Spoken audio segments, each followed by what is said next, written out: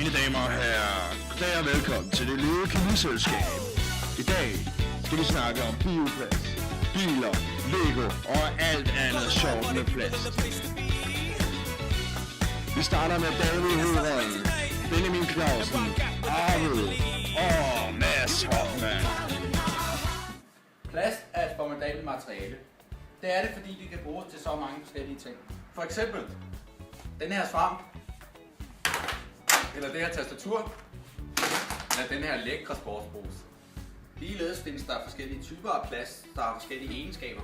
Blandt andet så kan det være af hårdt materiale eller elastisk materiale. Det gør det ideelt til så mange sammenhænge. Men plast er baseret på råolie, hvilket er en begrænset ressource. Så er plast egentlig så formidabel i sin nuværende forstand? Termoplast er polymer med termoplastiske egenskaber.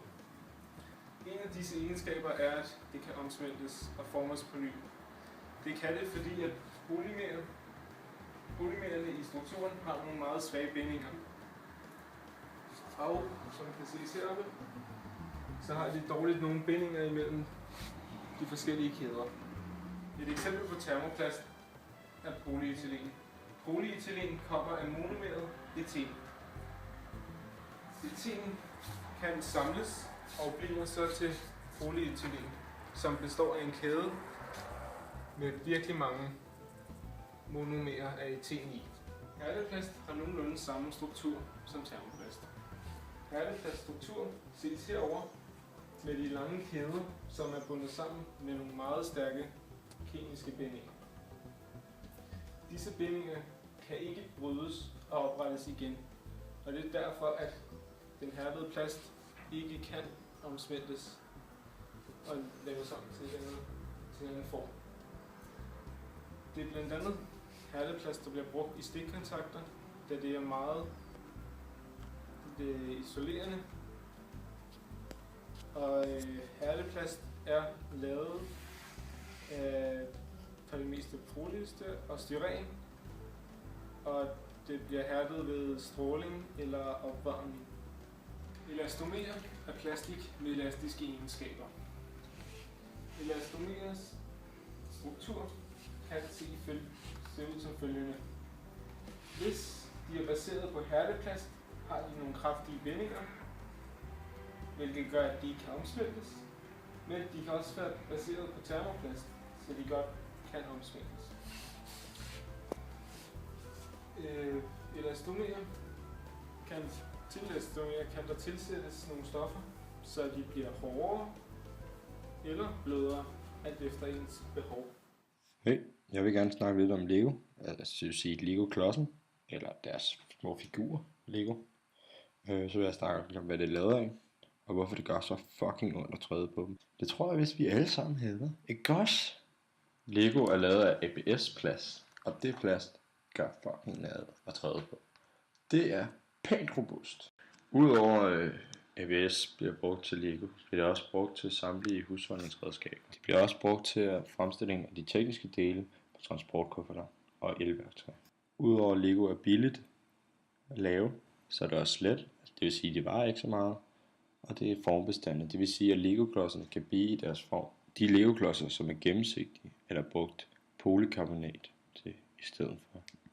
Fordi ABS er ikke gennemsigtig. Lego har i de sidste 40 år lavet Lego-klodser og andre produkter lavet af plastik. Men før de lavede Lego-klodser, så lavede de udelukkende trælegetøj. Tænk, hvis de var blevet i deres trælegetøj, hvor meget plastik og råolie vi havde kunne spare. Umiddelbart så står der ikke nogen steder, hvor meget plastik de egentlig bruger på at producere alle de Lego-klodser og Lego-legetøjsmænd. Men alligevel, så kan vi finde så meget Lego hjemme i hver familie.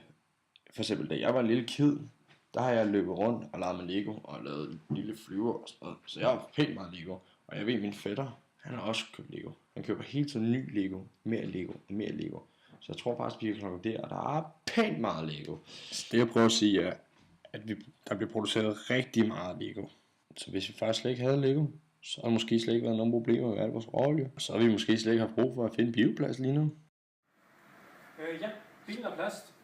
Bilen og plastikken i sig selv er et fremragende match, og man kunne simpelthen ikke forestille sig, hvordan bilen og plasten kunne leve uden hinanden den dag. Bilen er med til at udnytte en masse af faktisk stort set alle plastikkens egenskaber. Og den benytter også alle de tre typer, som er det, vi kalder som termoplast, hærdeplast og en elastomer. Og det handler en masse af de plastdele, som der er i bilen, og det vil vi lige gå og kigge på her.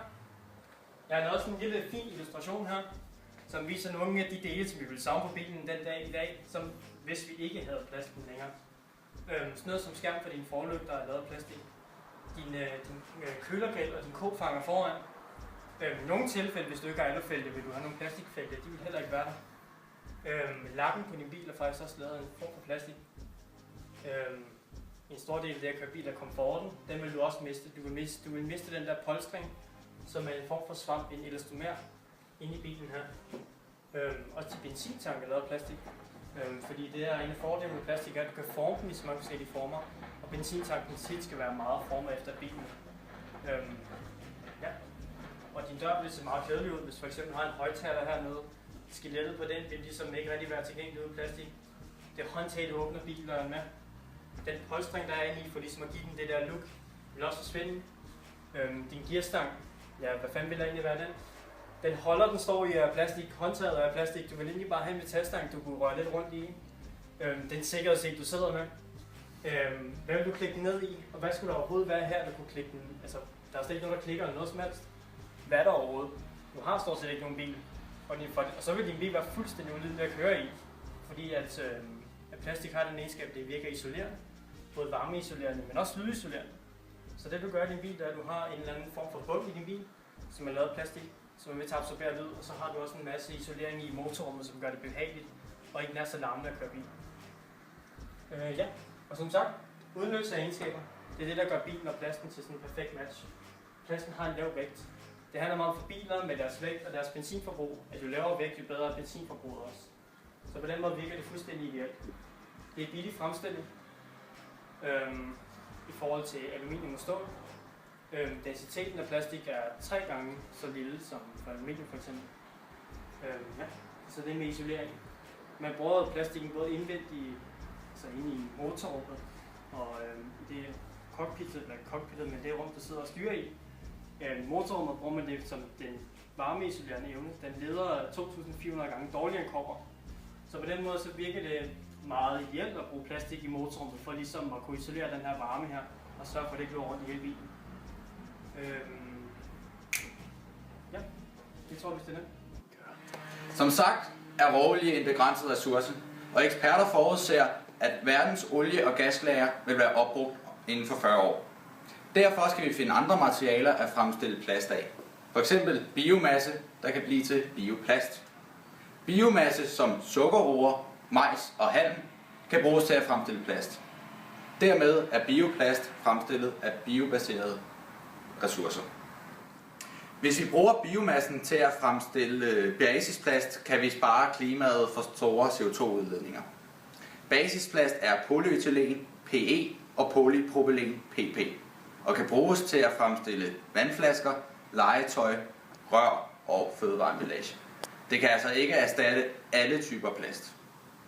Bioplast er ikke svaret på vores problemer, selvom at plasten nedbrydes til vand og CO2. Det er fordi, at nedbrydelsen kun kan ske på industrielle anlæg med de rette betingelser. Men det er et skridt i den rigtige retning.